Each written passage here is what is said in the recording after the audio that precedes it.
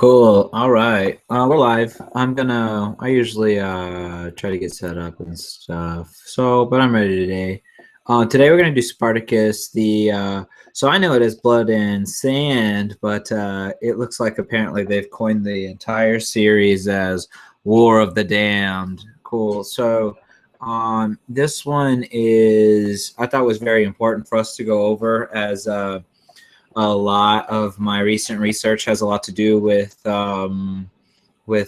finding gems like Spartacus and just following that trend and seeing where it goes. So over the past couple of episodes, we've just been talking about a little about obscurity, and so I think traditionally, I just had more of a more conservative taste, as I was mostly just watching juvenile stuff. So in high school, my favorite things were like Dawson's Creek and Roswell. So, teen stuff, right? So it's hard to break that mold coming from a teen. So, I just found that in my personal favors as a young adult, in my earlier 20s, you just had these conservative views about the things that you watched and what you told people you watched and stuff. So I no longer have those issues. So I have found over the years many things to be entertaining that I probably wouldn't have before. And now I'm even more impressed and am eager to explore a few things. So some others that come to mind, like Spartacus, are like Tudors and Borges, which all of them are things that so a lot of those things I know absolutely nothing about. So just like with the past couple of episodes of shows that I've been talking about, and like Vikings, I didn't know anything about that sort of culture before I watched the show. So, and then afterward, it makes you look further into it and stuff. So it's cool to get hip to things in that manner from those things, right? So it's cool how certain things inspired you to go above and beyond and kind of learn the actual history behind some of it. Cool. With Spartacus, a lot of this stuff is a lot of stories that are passed down for a lot of times. And so I've been exploring certain themes, as well as there are a lot of things that we constantly know and talk about, but a lot of us don't know the actual stories behind it. So specifically like the Vikings. So I have heard Viking rumors and fear. So, you hear people tell stories, and, you hear things about fear, and just mostly about how ruthless and wretched, so it just depends on where you're from, I guess, and what stories you've heard about whatever types of people. But, in American history, we know Vikings to be complete savages or invaders, barbaric invaders that if they showed up on your shores, everyone was going to die. So that's those are the general themes that, we have built up, the stereotypes, so, and a lot of that, and then a lot of those are just stories and fears. So as we get into these, as we get further into the actual realities of what those situations were, you find that they're just people doing the same thing that other people were doing at the same time.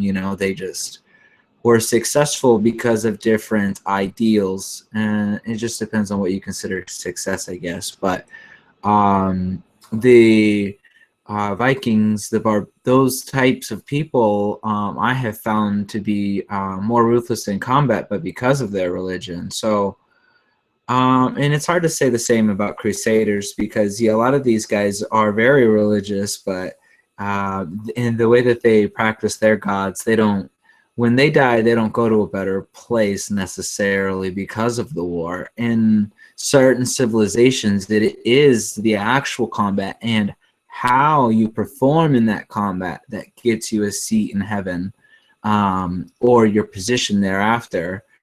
Anywho, So the Spartacus hints on a lot of that sort of stuff. So these sorts of battles and things were far before the Viking story. So I'm looking at the timeline for the Spartacus story, and it said that it was.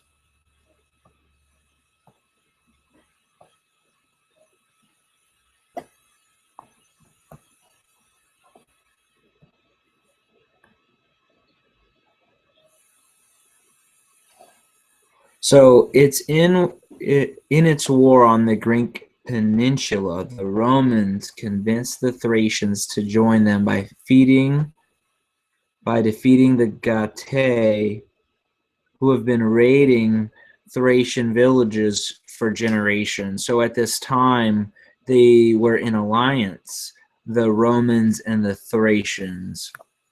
We learn of their separation very quickly. That's what the story's about. Cool. Bear with me just a sec while I try to pull the timeline. I know it showed it to me somewheres.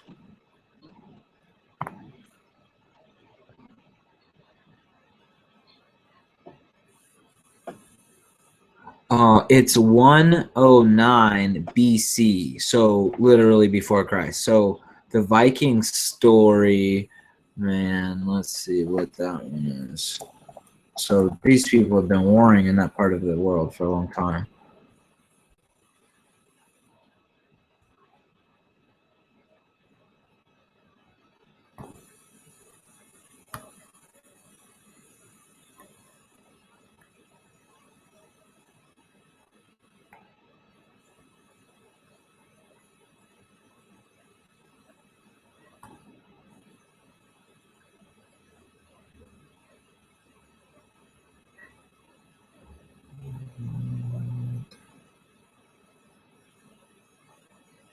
So it's saying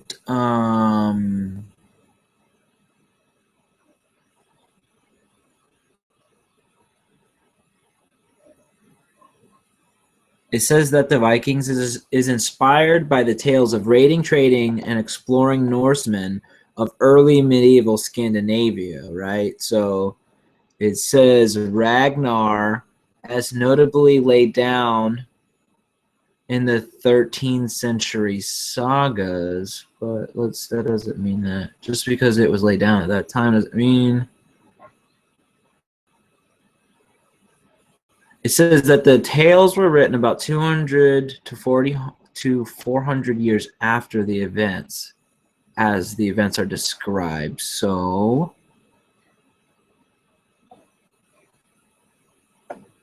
Jesus, is there no simple answer? In the 12th century. So what? It says like the 10th century. So, and then that would be after Christ. Anywho, so as you can see, some civilizations have been warring for a very long time. But the Romans eventually, I believe, so the people that the Vikings are fighting against are the Roman Catholics, so I would believe that they're descendants. Anywho, Spartacus. Spartacus is, it said 109 BC. So anyways, in its war on the Greek peninsula, the Romans convinced the Thracians to join them against a common foe, right? So the Thracians were fierce warriors and proved to be valiant in battle. So they okay. So what happens is they agree to fight with the Romans, and they agree for a particular battle until these people were defeated. Right, the Roman leader who was who they had made the agreement with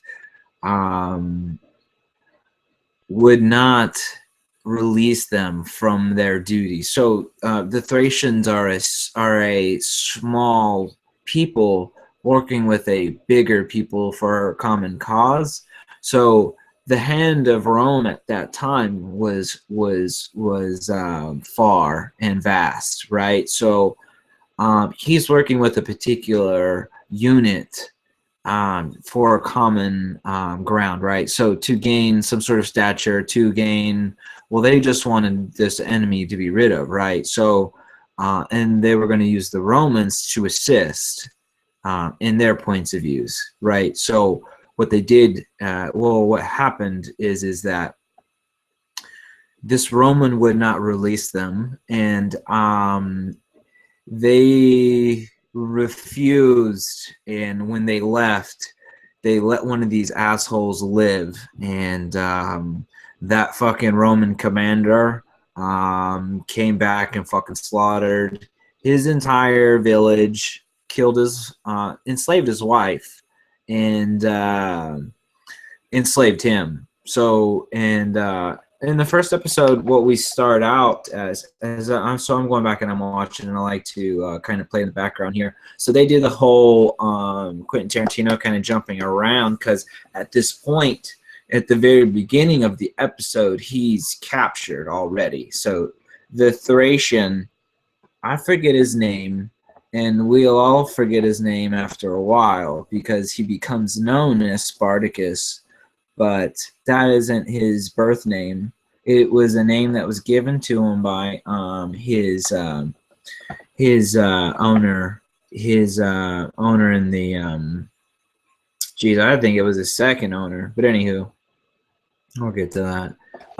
Whenever we start the episode, he's captured and he's on a ship, right? So wherever he's going, he was a slave and he was sold. I'm not sure where Thrace is as compared to where he's going, but obviously they had to get to there by boat. So the graphics and stuff in this show are quite unique, and it wasn't early on in all of the whole CGI episode stuff, but it was very early in the sense that most of this entire show is shot in a studio.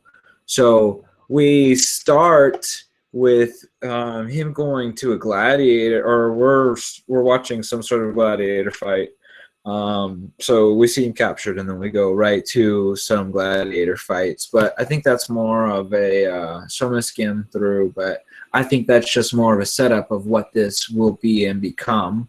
So we as I go through, so the Roman who deceived him, we will eventually see later on in other shows. I just did Rain, I think, yesterday. So that guy is in that show, and he's a really good actor in there. So, and Rain is like 10 years later, so it's really cool to see actors like that, you know, be young here, and then be like the supporting characters later on, you know. So cool. This guy, the lead actor who is Spartacus.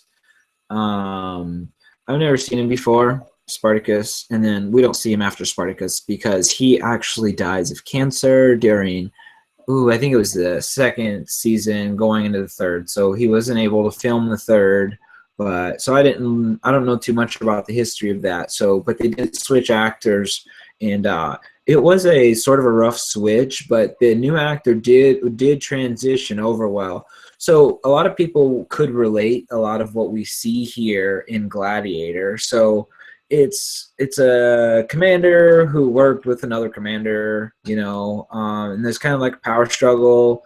And then, you know, as you know, the fallout of that is the one of them had to fall. So anyways, this Thracian, it wasn't really his fault how everything went down. So they're doing really well in combat. We're seeing they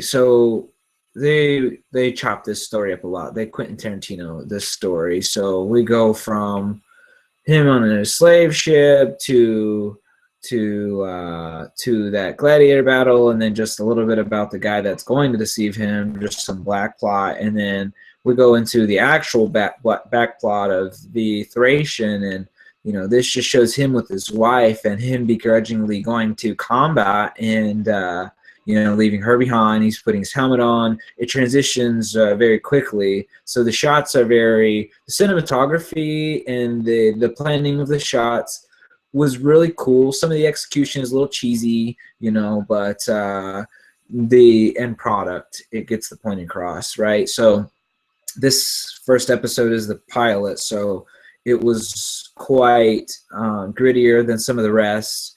I wouldn't have anticipated that they had pulled the money together for the entire season, at least one, if not two, by the time of even launching the first. So, but you can tell that the production throughout the later episodes does get better. So in this first episode, we just, it's really fun to know these characters. The culture is written throughout them. They are laughing in combat. They're slaying guys. To these people, war is everything, right? They're very, very good at what they do. That's why they were employed by the Romans, and they don't. So what's bad for the Romans is at this time they're making an enemy that now knows their tactics. They've fought side by side. So this Thracian knows how to form an entire legion, which just some amateur savage could not, right? So they eventually figure that Spartacus is just some idiot slave, and his knowledge of warfare becomes very vital for the structure of how he gets out of imprisonment and enslavement. So cool. In this first episode, we're just seeing the whole fallout of this. So they did their jobs. At the end of this, they should have been released from their combat. So they slayed these people with very little Roman help. And they're fighting amongst each other. These guys, you know, they've had their fill of combat for the day, but they're very snippy with each other. It builds a really good relationship with him and the guy that he kind of gets into a fight at the campfire. So that guy, while he doesn't last long, it is vital to see Spartacus's nature. With other people and fellow warriors and people that die beside him and stuff like that. So, anywho, this bear with me.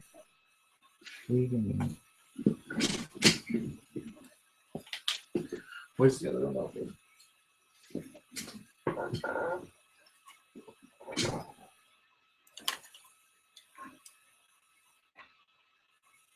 Cool. So at the end of the combat, they should have been released, right? So this asshole, what is his name? Claudius Glaba. So Claudius, that's the one that I told you becomes a character in Reign. So Claudius here, he does not release them. In fact, he wants them to go and do more. Right? So these guys do not agree. And there's a fallout. So the Roman idiotically came to the Thracians outside of his own legion. So he went to their camp, as they don't sleep together. The Thracians sleep with the Thracians and the Romans sleep with the Romans, right? So there is a disagreement, and the Thracian pretty much, they almost slaughter everyone in that party, but they let this asshole go back to his legion. And so he makes it back home. He makes it to his wife. They spend a night together, and Claudius takes them both, captures them both. Claudius is awarded, and he's given all the glory for the Thracians winning that fucking war. And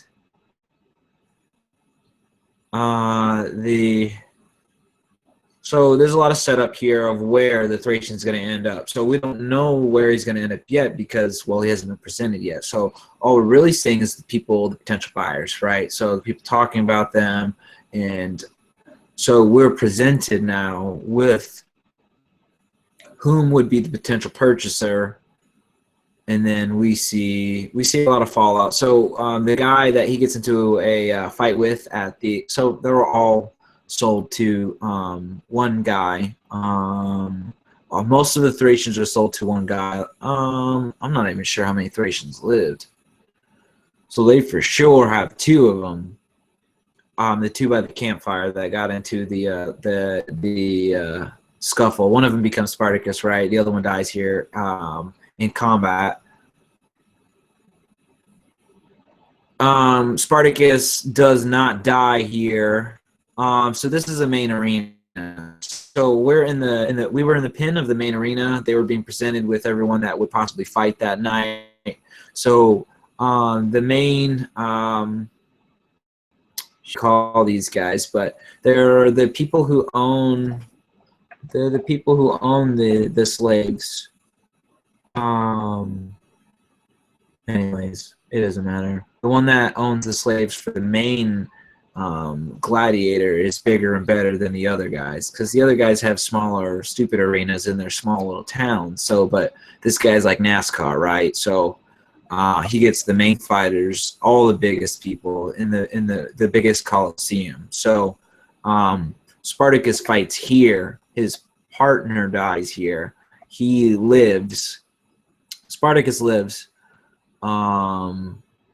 crazily. Like, he's injured. He fights like some feral animal. Anyways, he lives. It is very, so what happened to Spartacus is thriving through him. He can't, there is no separation. He doesn't want to be here. He ought not have been hunted down. He's insane at this point. There's nothing but madness inside of him. He's like a madman at this point. Anyways, he slays these guys pretty brutally in this Colosseum, and this asshole Claudius wants him to die, of course. So he's up there trying to give the thumbs down and stuff, hoping that this guy will die. And that's the end of the episode. But yeah, catch the first episode on Netflix. They have the whole season on there right now. Yeah, catch the first episode. I didn't really go back and watch the movie or anything, but you know, there is the Kirk Douglas movie. I tried to watch it. It wasn't good. Let's just say that. This new material was really awesome. They presented the history in such a way that it was interesting, and the characters are just insane. So Lucy Lawless is in it. John Hannah is in it, and you know, John Hannah, we know from a lot of things. You don't never really seen him like this. So he was in The Mummy Returns. He was the brother, you know. Anywho, Lucy Lawless is in it. Her part is like amazing. So a lot of the acting is insane. It really does set the bar for cinema and violence, and you very much just get into a lot of what's going on here, and a lot of this shit's not really interesting, you know. Like, you've seen a million Greek plays that is, I mean, I've never seen Spartacus on Broadway or nothing, but the way that these guys present it is really interesting. Cool. So check it out. All right, till next time.